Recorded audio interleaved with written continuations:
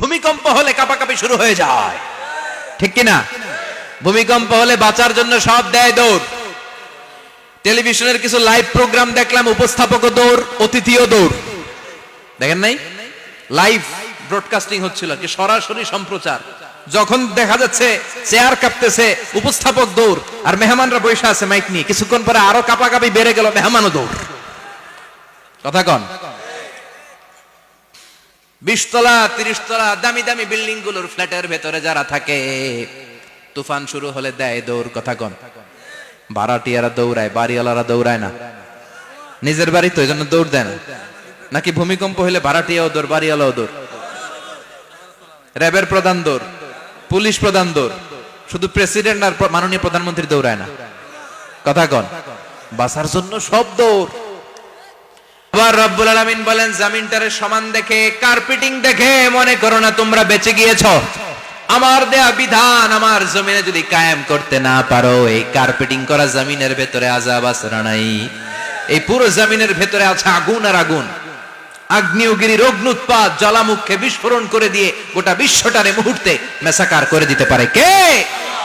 এজন্য আল্লাহ ডেকে বললেন, গোলাম আমিনতুম মান ফিস সামাই আন ইয়াখসিফা বিকুমুল আরদা ফাইযা হিয়া তামুর। তোমরা কি ভেবেছো নাকি বেঁচে যাবা? আমি চাইলেই পুরো জমিনটারে কাঁপিয়ে দিতে পারি। আইয়াখসিফা বিকুমুল আরদ, খাসাফ মানে ল্যান্ডস্লাইড। খাসাফ মানে কি? ল্যান্ডস্লাইড, ভূমিধস, ভূকম্পন, আর্থকোয়েক আছে না নাই? বাংলাদেশে তো ভূমিকম্প হয় না, না? টের পাইছেন? মাঝে মাঝে মাঝরাতে হয় না? 3টার দিকে নিজেই দৌড় দিমু না বাচ্চারা লইয়া দৌড় দিমু, লুঙ্গি পইরা দৌড় দিমু না লুঙ্গি ছাড়া দৌড়ামু? কথা কম। এই ভূমিকম্প আছে না নাই? আল্লাহ বলে, মনে করো না জমিনটা সমতল, কার্পেটিং করে দিয়েছি, এই কার্পেটিং এর ভিতরেও আগুনের দলা আছে না নাই? আবার আল্লাহ বললেন, আমিনতুম মান ফিস সামাই আন ইউরসিলা আলাইকুম হাসিবা। নিচে যেমনি কার্পেটিং করা জমিনের ভেতরে অগ্নুৎপাত রেখে দিয়েছি, মাথার উপর থেকে আযাব দেওয়ার সুযোগ আছে না নাই? চাইলে আল্লাহ অগ্নি বৃষ্টি দিতে পারে, আগুন বৃষ্টি দিতে পারে, ঠান্ডার বজ্রপাত দিতে পারে। জন্য নিজ দিয়ে তিনি যেমনি আযাব দিতে পারেন, ভূমিকম্প দিতে পারেন, জলোচ্ছ্বাস দিতে পারেন, উপর থেকে তিনি শিলাবৃষ্টি দিতে পারেন কি পারেন না? মাইথার দিয়ে কখনো শিলাবৃষ্টি হয়েছিল? হ্যাঁ, ফসল ক্ষেত শেষ করে দেয় না? ছাগল টাগল মরে যায়। ছাগল যদি ইয়াতে থাকে ক্ষেতের মধ্যে, বড় শিলা মাথায় পড়লে শেষ, মানুষও শেষ, টিনের চালও শেষ। কথা কন? এরপরে আল্লাহ যদি উল্কা বৃষ্টি পাঠায়, উল্কা যদি পড়ে, কই যাবেন? কোথায় যাবেন আপনি? উল্কা চিনেন?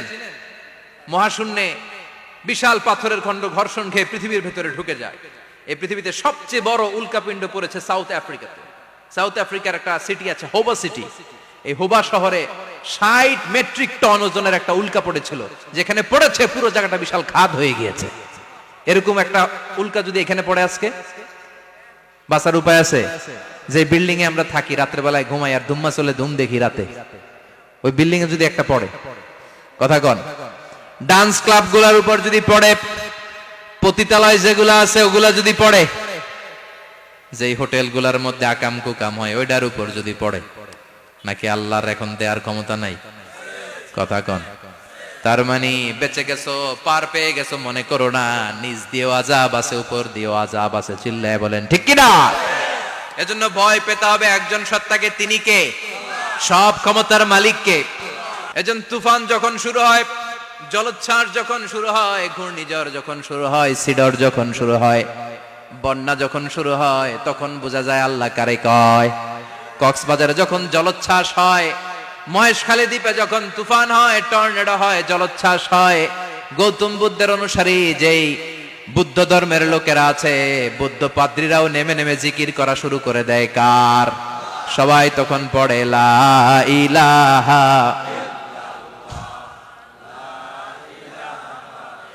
লা ইলাহা ইল্লাল্লাহু মুহাম্মাদুর রাসূলুল্লাহ সাল্লাল্লাহু আলাইহি ওয়াসাল্লাম। বিপদে পড়লে বোঝা যায় আল্লাহ কারে কয়।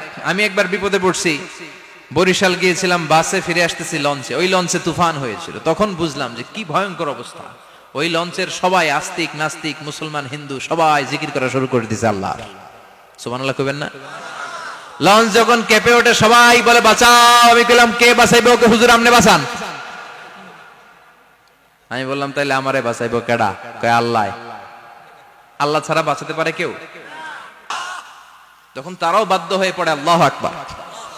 তাহলে বোঝা গেল আমাদের কোনো ক্ষমতা টমতা কিচ্ছু নাই, আসল ক্ষমতার মালিক একজন। চিল্লায় বলেন তিনি কে? সে আল্লাহ বললেন তাবারাকাল্লাযী বিয়াদিহিল মুলকু ওয়া হুয়া আলা কুল্লি শাইইন কাদির। সুমহান সেই সত্তা যার হাতে ক্ষমতা, ক্ষমতা কার হাতে? সব ক্ষমতার মালিক আল্লাহ। তবে আমাদেরকেও আল্লাহ কিছু ক্ষমতা দিয়েছে, এটা লিমিটেড। এটা কি? যেমন এই যে মাননীয় প্রধানমন্ত্রী ওনার দল নিয়ে বাংলাদেশ আওয়ামী লীগ নিয়ে যে ক্ষমতায় আসলেন, কয় বছরের মেয়াদে? কোন কোন দেশে ক্ষমতায় আসে 10 বছরের মেয়াদে, আছে না নাই? আল্লাহ আসছে কয় বছরের মেয়াদে? 30 বছর, 40 বছর। আল্লাহর ক্ষমতার মেয়াদ 100 বছর। এরপরে রিনিউ করা লাগবে। এটা কথা বলেন। আল্লাহ বলেন হুয়াল আউয়ালু ওয়াল আখিরু ওয়াল যাহিরু ওয়াল বাতিন ওয়া হুয়া বিকুল্লি শাইইন আলিম। আমি প্রথম, আমি শেষ, আমি প্রকাশ্য, আমি গোপন। ঠিক কিনা?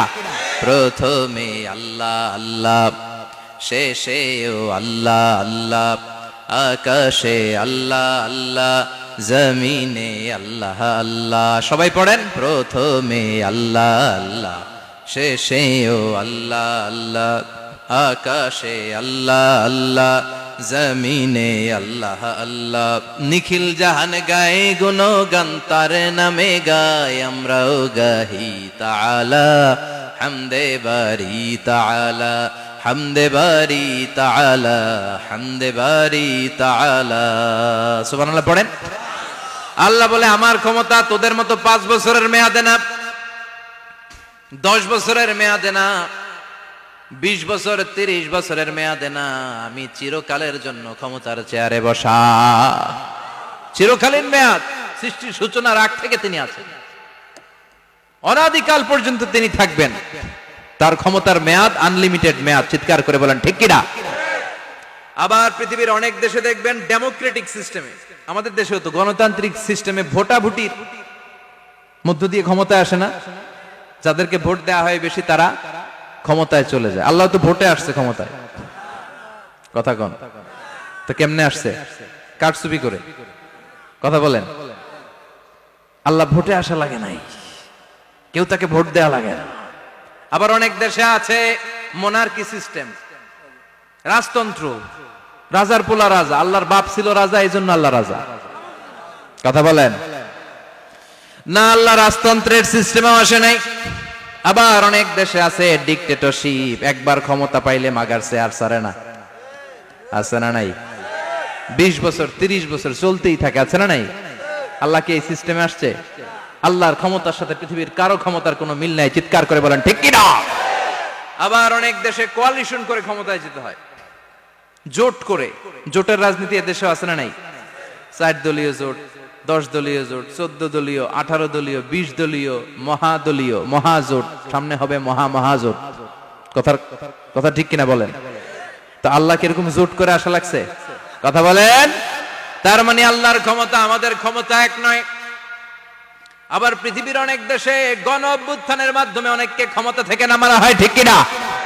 গণ অভ্যুত্থান হয় না, সেনাবাহিনীরা কু করে না, মিলিটারি কু করে ক্ষমতা থেকে নামায়। তো আমরাও যদি আল্লাহর বিরুদ্ধে একটা আন্দোলন করি, আল্লাহ তো নেমে যাবে? নামানো যাবে না? আচ্ছা, আমরা পারলাম না, জিনেরা যদি আমাদের সাথে যোগ দেয়, মানুষ জিন ভাই ভাই, আল্লাহর রক্ষা নাই। কথা বলেন, তাও পারা যাবে না? ফেরেশতারাও যদি কয় আমরাও মানি না, তাইলে তো শেষ আল্লাহর গদি। আল্লাহ বলে গোটা বিশ্বের সবাই মিলে যদি আমার বিরুদ্ধে আন্দোলনে নেমে যাস, আমার ক্ষমতার বিরুদ্ধে যদি মিছিল দেয়া শুরু করে দিস, আমার ক্ষমতার 1 ইঞ্চিও কমাতে পারবি না। সুবহানাল্লাহ পড়েন। এজন্য আল্লাহ বললেন তাবারাকাল্লাযী বিয়াদিহিল মুলকু ওয়া হুয়া আলা কুল্লি শাইইন কাদির। সুমহান সেই সত্তা যার হাতে ক্ষমতা, ক্ষমতা কার হাতে? আবার দেখবেন পৃথিবীর অনেক দেশের রাজারা, রাজা সিস্টেম যেখানে বয়সের ভারে যখন নুজ্জ হয়ে যায়, 80-90 বছর বয়স হয়ে যায়, স্বেচ্ছায় ক্ষমতা ছেড়ে দেয়, ছেড়ে দিয়ে রিটায়ারমেন্টে যায়। কথা কন, শোনেন নাই মনে হয়? আছে না নাই? অনেক রাজা স্বেচ্ছায় ক্ষমতা ছেড়ে দিয়ে রিটায়ারমেন্টে যায়, বয়সের ভারে নুজ্জ। তা আল্লাহ তো ওই কবে থেকে ক্ষমতায়, বুড়ো হয়ে গেছে না? কথা কন, এখন আল্লাহর চলতে লাঠি লাগে, আগের মতো ক্ষমতা নাই, চোখে সানগ্লাস লাগে, পাওয়ারওয়ালা গ্লাস ছাড়া আল্লাহ মনে হয় দেখে ডেকে না।